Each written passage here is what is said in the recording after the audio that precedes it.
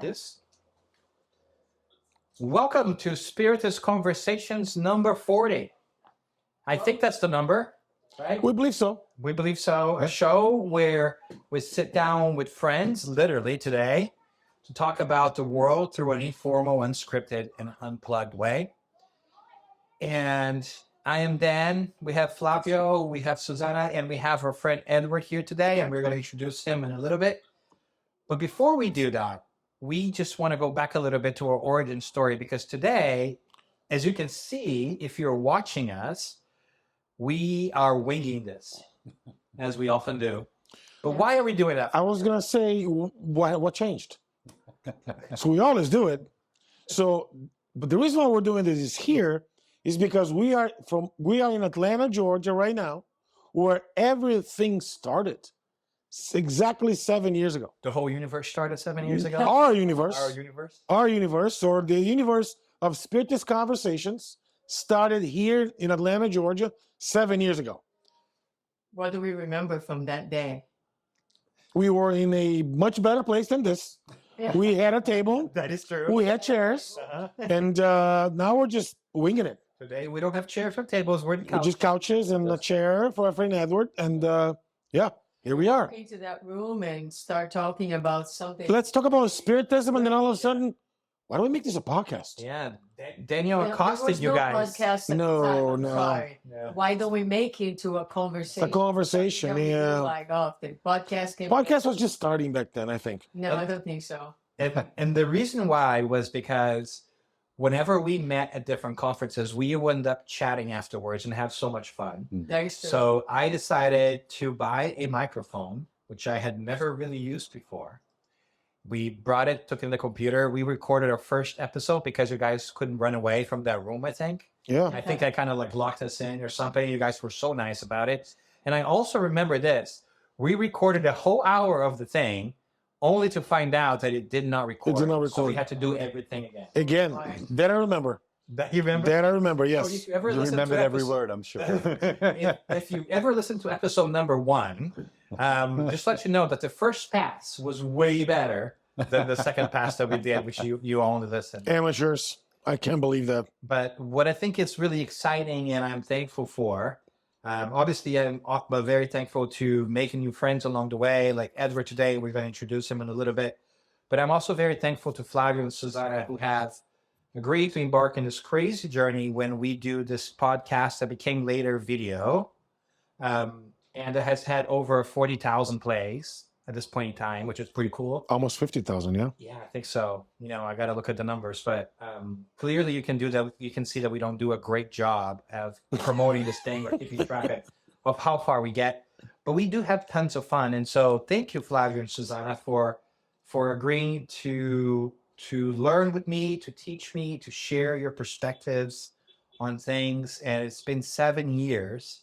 It's kind of crazy. Unbelievable, right? We Unbelievable. never, I think, thought that it would go that far. No. That we would keep doing for so many years. And thank you for buying the microphone.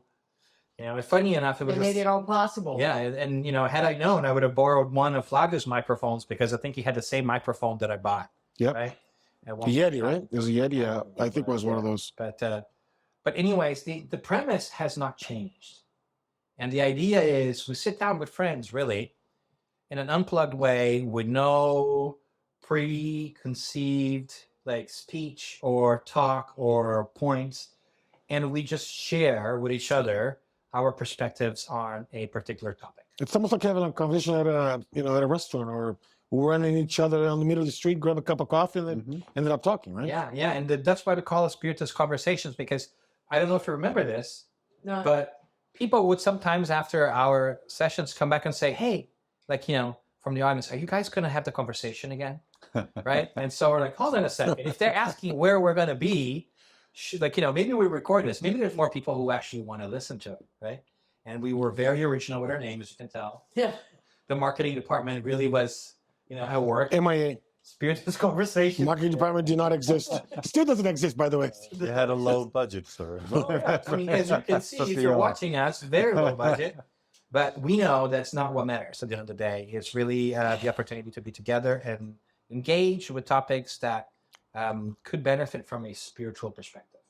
And along the way, make new friends. Speaking of new friends, Edward Christie, Hello. I'm glad. welcome to our family.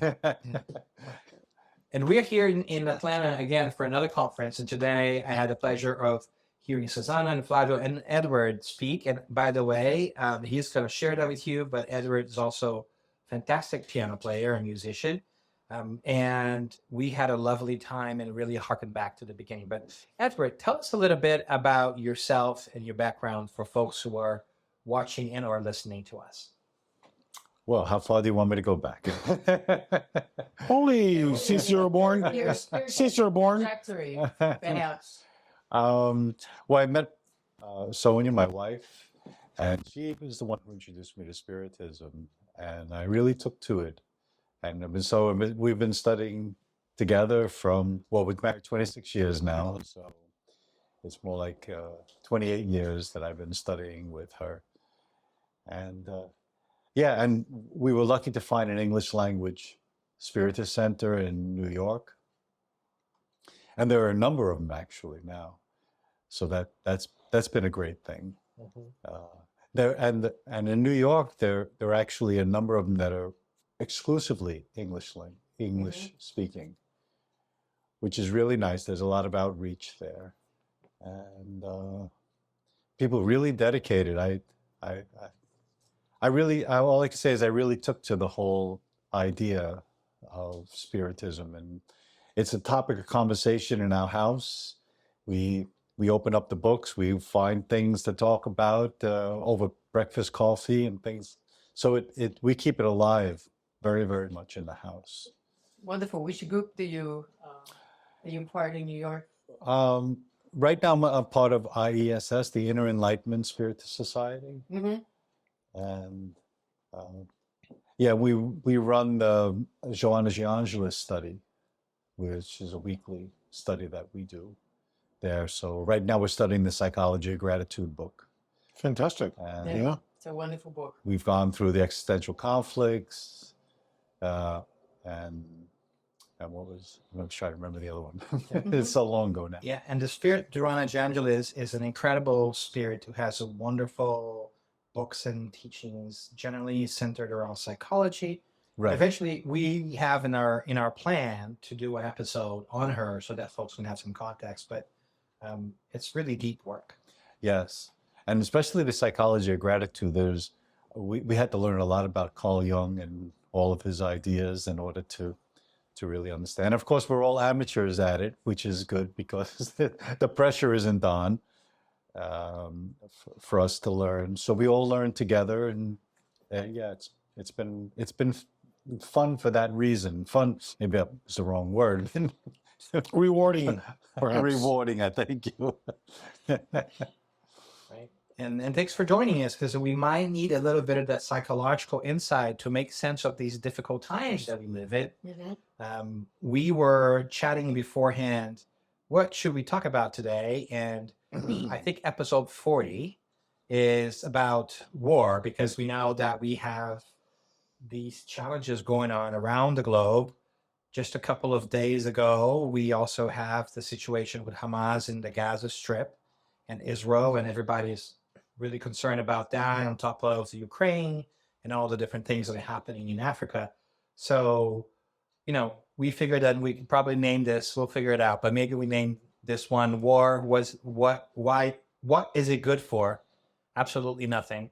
Do you even need it? Do we even need it, right? So we maybe want to talk a little bit about, hey, what's this war stuff? Why are we seeing it now? And how do we navigate that stuff? Anybody want to jump in? Does that sound good to you? Sounds good. Sounds all right. No, please go ahead. No, one of the things that surprised me as I was reading was the idea that in this case, it was Israel wanting to totally destroy Hamas, which, and I thought, how do you destroy an idea? I mean, you're destroying people hoping that no one will be around that has those ideas anymore. And you saw this after 9/11 was the same You see these same ideas repeating, and you can't kill an idea, really. It just gets passed from one generation to another, and so there's a lot of stuff. We talk about Joannes de Angelis. There's a lot in the collective shadow that people are working out. Certainly, that area of the world has been under conflict for centuries, for ages, Thousands of years. and there's something being worked out there. Whatever. Well, we could speculate on what that is, but there is definitely something being worked out there, and the idea of just destroying and hoping that that's going to solve the problem it seems to be misguided to me. Short-sighted, to say the least. Right. That's what we've been doing forever, right? As a humanity. I mean, the trick now is that you have a state fighting a non-state, right? So, Hamas is not even a country. Nope. So it becomes really persnickety, this idea that you can win the war against somebody who's not even officially recognized as a government state piece, right? So, but I think my point is, war evolves, and no matter what we throw at it, it still comes back because there's something else that's being worked out that we haven't quite figured out, and it seems like these are moments where things are bubbling up everywhere. Right.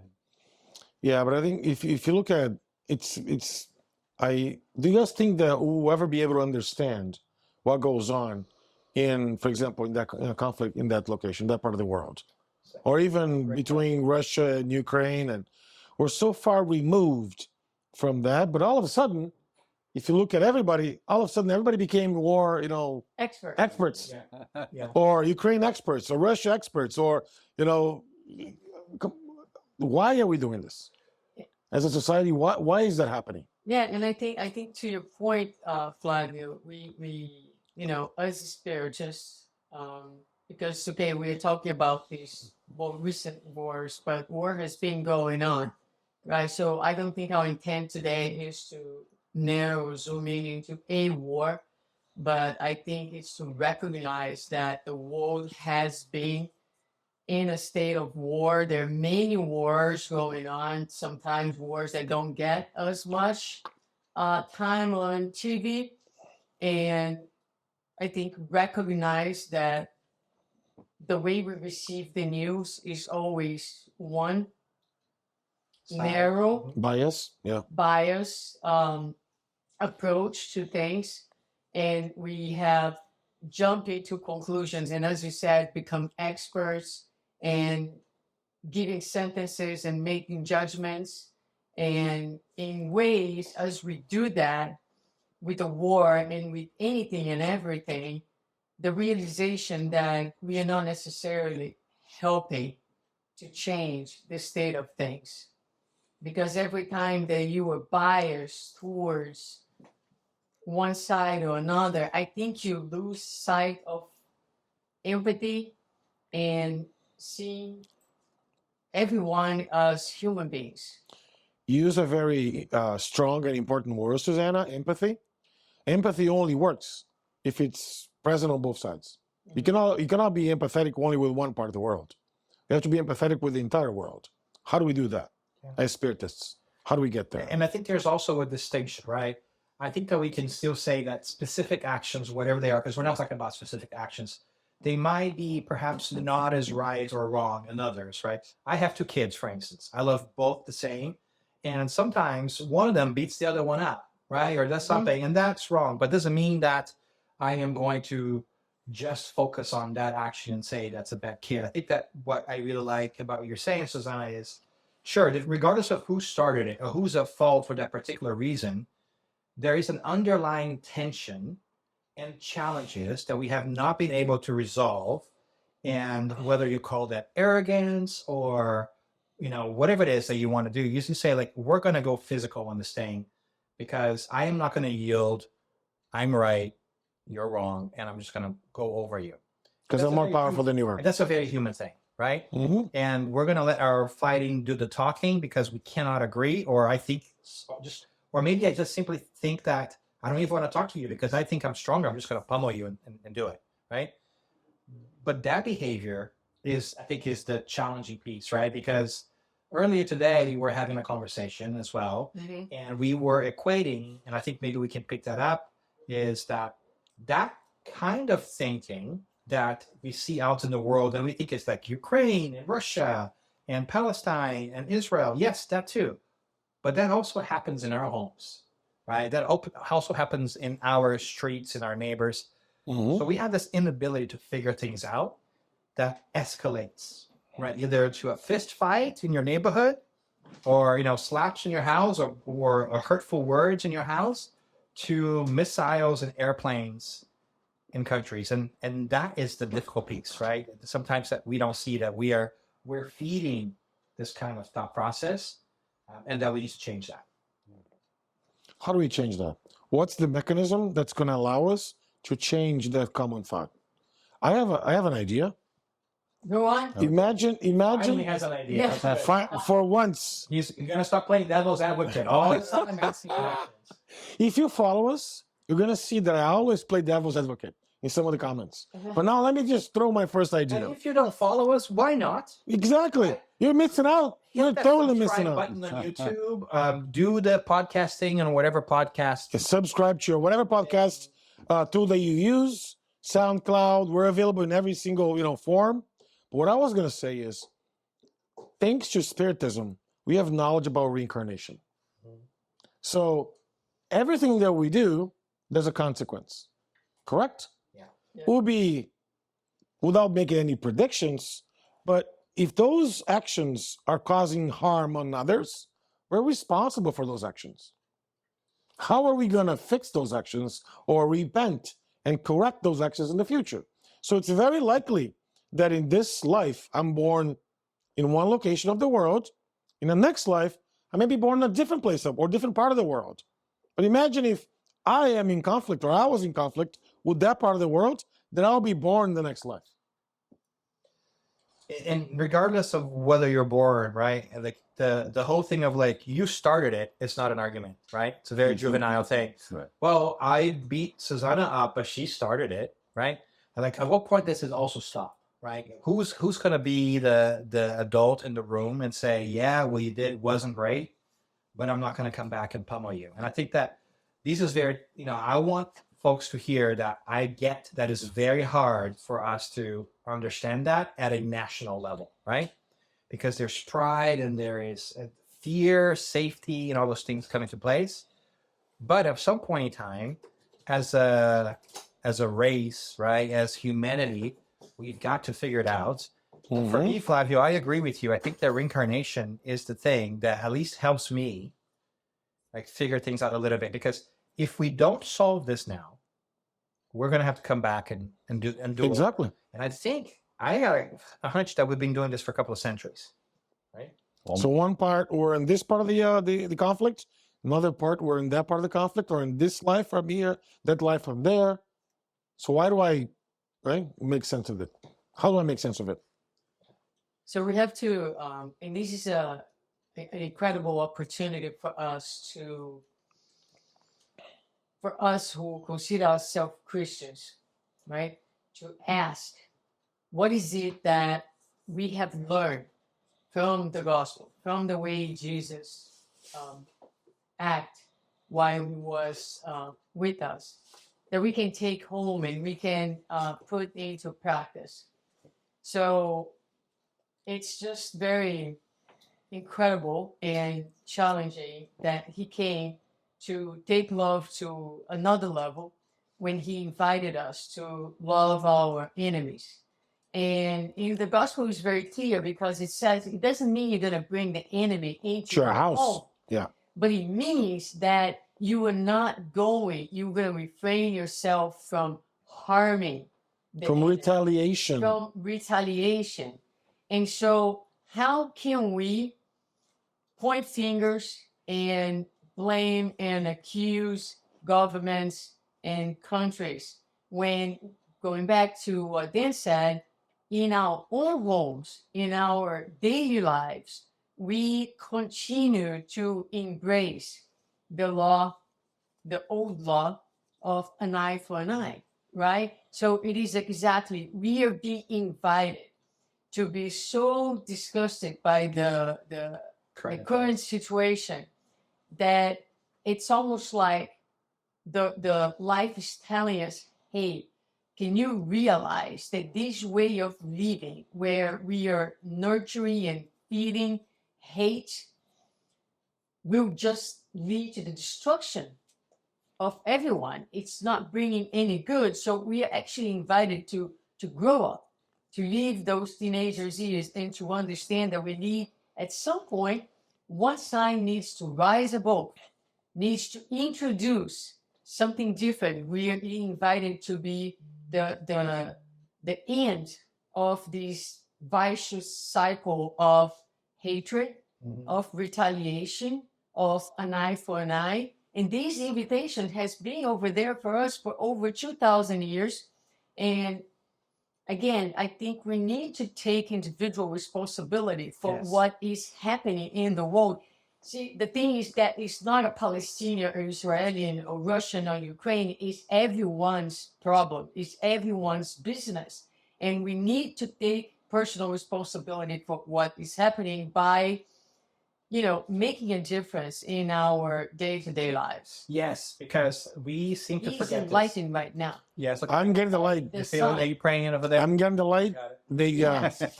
I feel it. I can feel Yeah. it. I'm gonna set you It's up. coming down. I'm gonna set you up for success. It's coming. But now I'm gonna play my role that I play all the time. Yes. But hold on, before you do that, really quick. All right, go Yeah, ahead. he I was want to gonna say, something.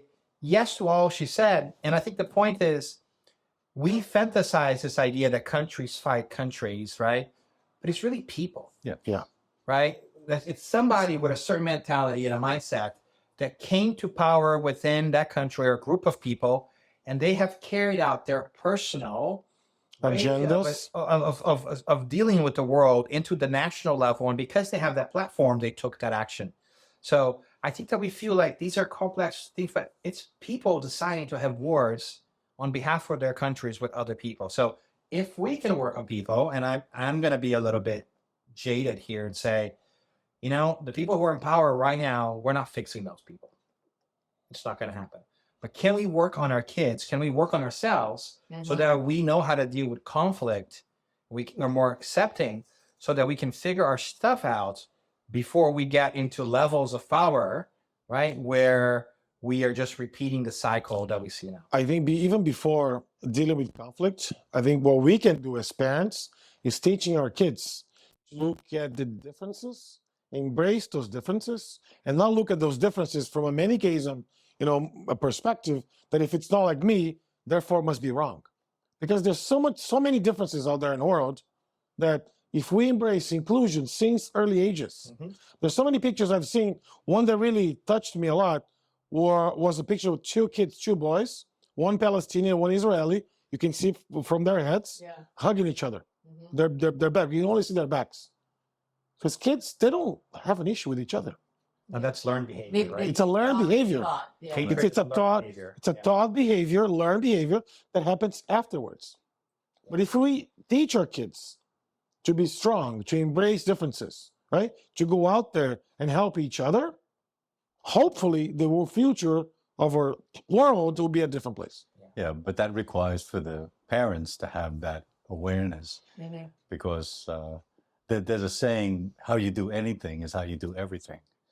So if in the house, just among family members or neighbors or who you work with, you're fighting, Right. that's It's an indication. Yeah, it won't be contained within the house.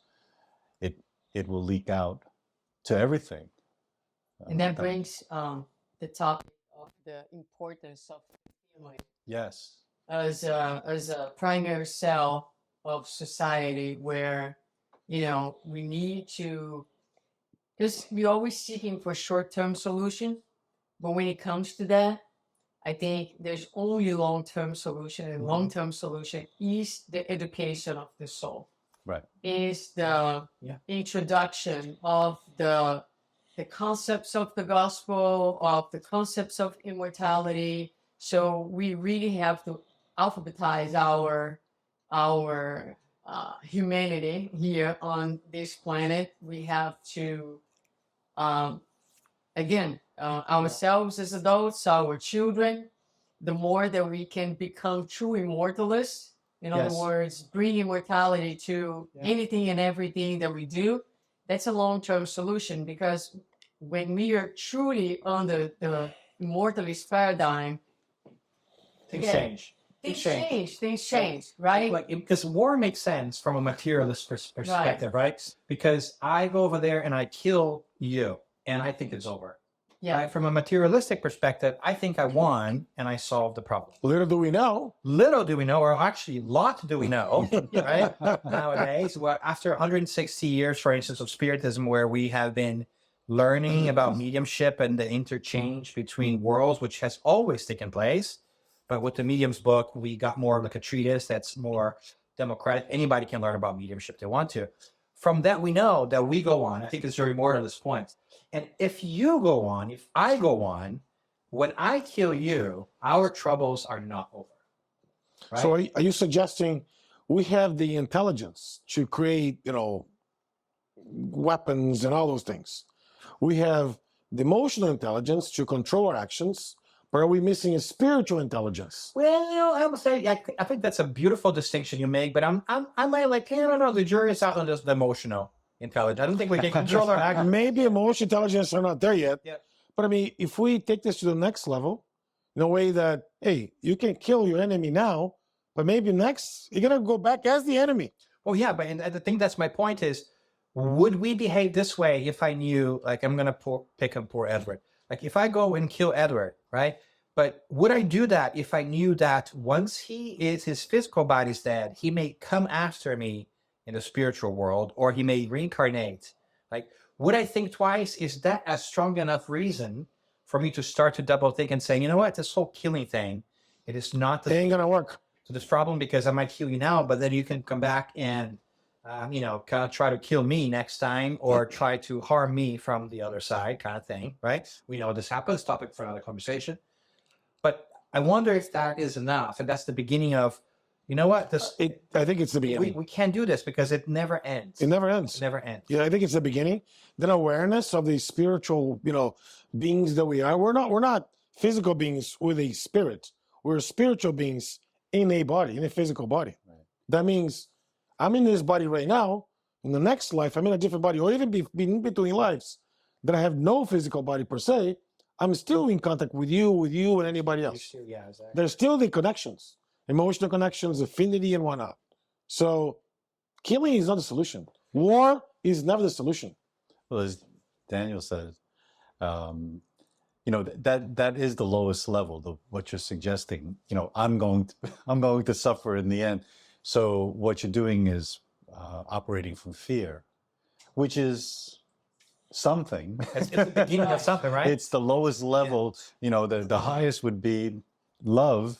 Mhm. I wouldn't kill this person because I see their value. I see them as a child of God, but we probably can't do that. Yeah. At our level of selfishness, we're very much worried about what's in it for me. Right.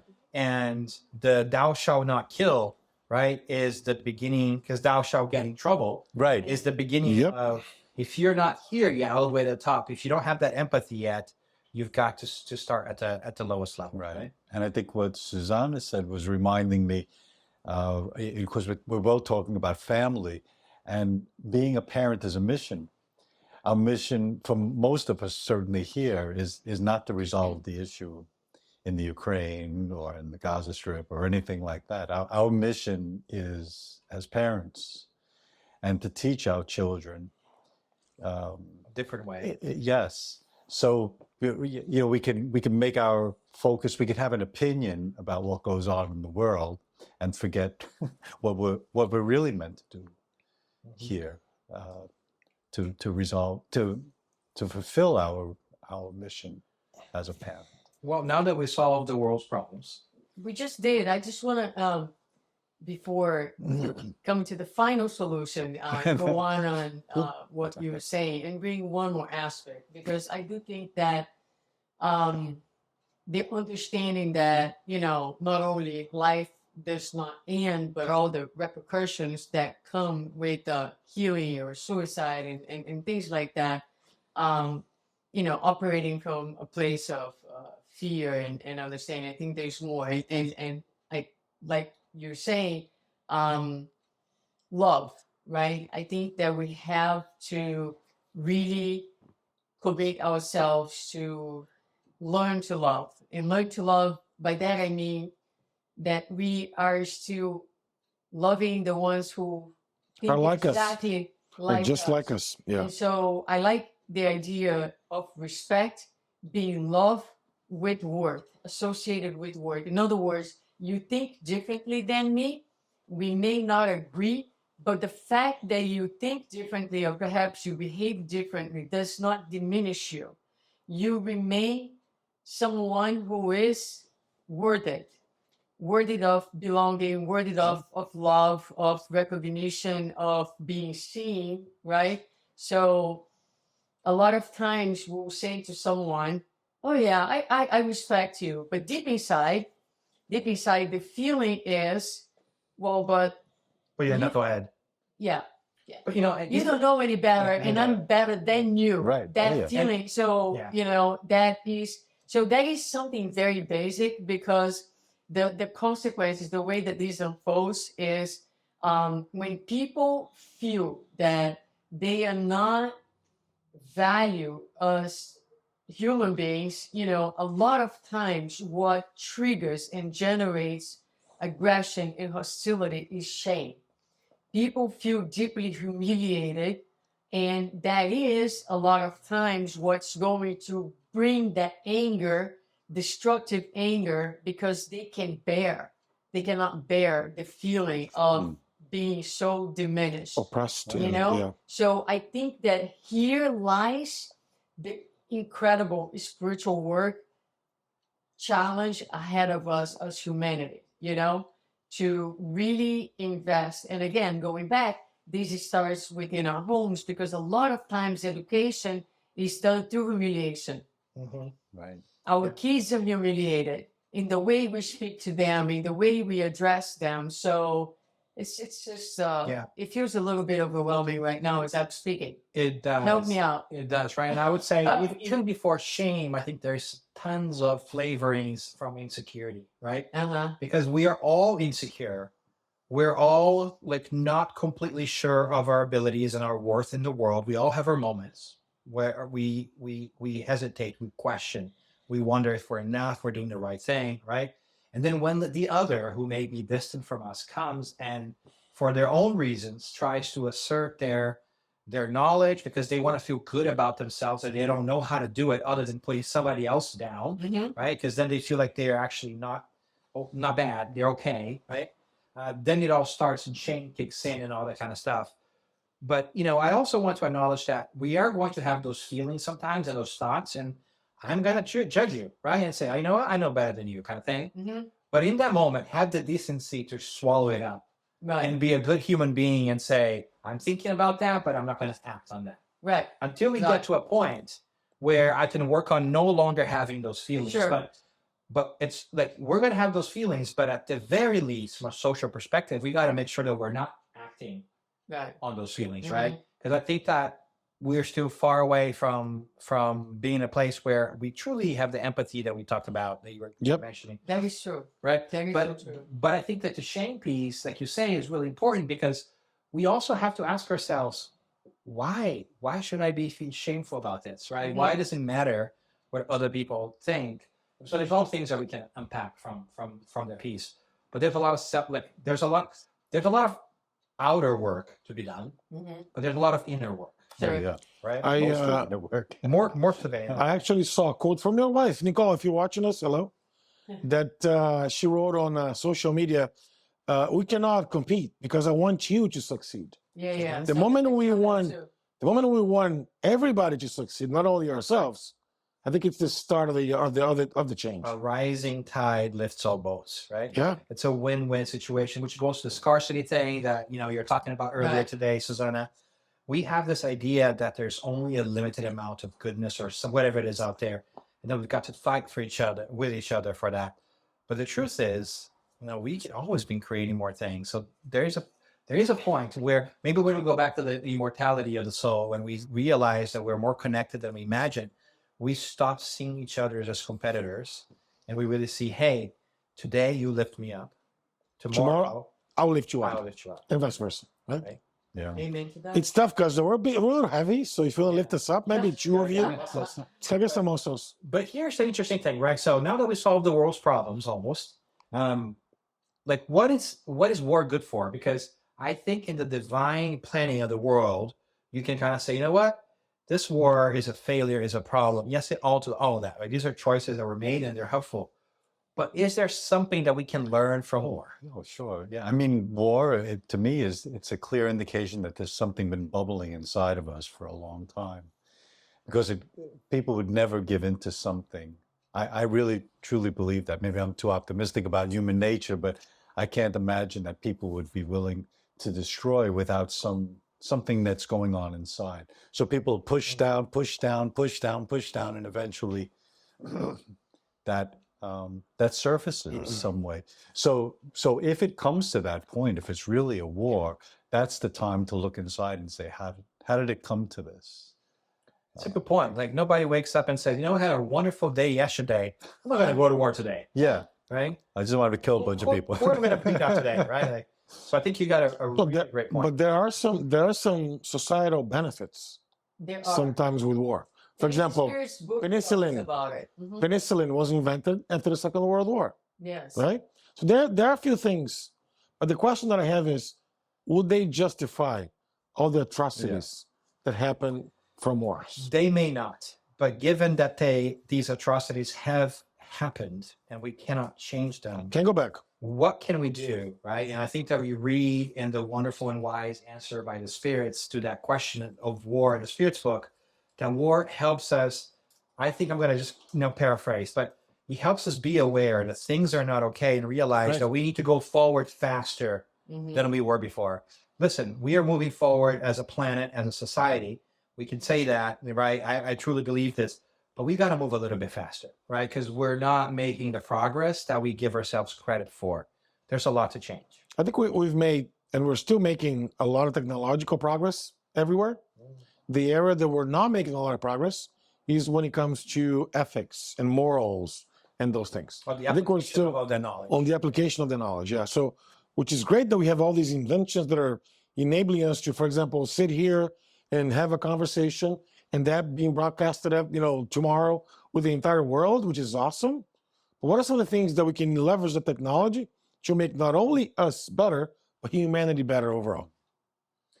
That's a great question. I think that as we approach the beginning of the end, No. episodes. I know it Right? goes fast. it goes fast. I think it's great for us to start thinking about that. Like, so what kind of actions, what kind of takeaways do we take with us from these situations, and how can each one of us make a Make a difference, difference. right? Yeah, and I go back to what I said, because I think that it's so easy to think and to assume that war is someone else's problem. I think that, and we were also talking about this a little earlier today, sometimes it's necessary for things to get this horrific Right. to be able to kind of catch our attention and stimulate us to do more. So out of these horrible things, agreements happen, people were mobilized at the administration, governmental level, but we need to also be shaken and take responsibility and seek to do our part, whether it is working. I mean, one of the greatest things that we can do in this lifetime is to become better at relating. So, how do we do that, right? So with inner work, with self-knowledge, understanding of I'm angry, I want to kill this person. So you have to be curious about what is beneath the anger, what is fueling that anger. So you start to be curious, to ask questions, to be proactive, to take responsibility. And as much as possible, try not to be someone who is fomenting the war, be the end of it. Don't fuel conversations that bring separation, that brings more hostility. So those are small but not such small things that I think we can start doing. Because people get very anxious about like, what can I do? And they feel Yeah. very powerless. But it's not true. We do have power. There are things that we can do. Right. And I'm not going to hand much that. I'm 100% in agreement with you. And I think that's how you act locally, right? I think that, peace is not the absence of conflict, is the resolution of conflict, right? In a Yeah, way that's that, great. and so it's not about also not addressing the issues or not talking with people about the challenges we That's have. negligence. That's Right? not peace. That's negligence. This is a great point, right? But it's coming together and realizing that we do have individual work on conflict resolution, communication, and all the stuff that we need to do because clearly it's not working out great, right? Yeah. And before I pass it on to Flavio, I should have said this a long time ago. I want to do a shout out to Renan out in the UK. I was in the UK doing a Hey talk there. in Bournemouth. Renan, thanks for visiting us. Like southwestern UK. I get a listener from Spiritist Conversation that wants to come and say hello. And say, Ooh. whoa, great. He came by and he said hello. And then you know what the first question he asked me was after that? Huh.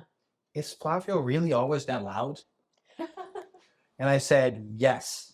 You should see how we have to edit his audio levels. Today, you're very not loud at all. So thank you, Renan, for bringing that to it. Maybe Renan called me to ask me not to be loud today.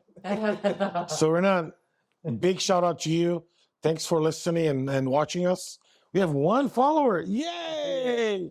We're getting there. Other than your mom. Other than my mom, well, she's falling from the spiritual world.